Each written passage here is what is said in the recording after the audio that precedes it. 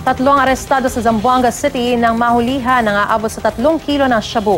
Isang magsasaka naman ang timbog sa Eastern Samar nang mahuli umano nagtutulak ng droga sa gitna ng pista.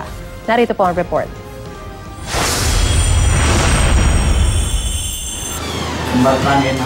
Mangiyak-iyak ang magsasakang ito na dinakip ng mga otoridad sa Dolores, Eastern Samar.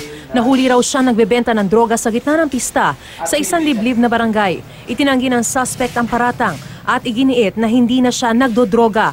Tinaniman lang daw siya ng 3 sachet ng hinihinalang shabu. Ganyan naman sir, pag nahuhuli, walang aamin.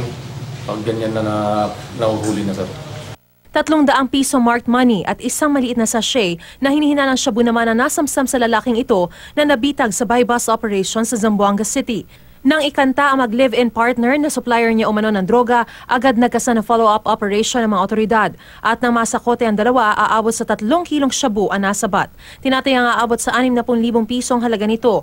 Tumangging magbigay ng pahayag ang mga suspect.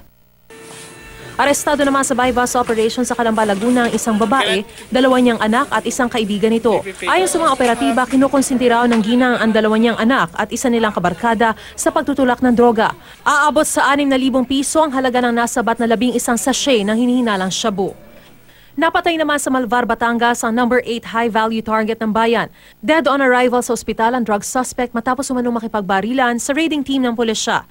Nagtamo siya ng tama ng bala sa ulo at dibdib. Nakuha sa kanya ang isang baril, mga bala, 6 na sachet ng hinihinalang shabu at drug paraphernalia.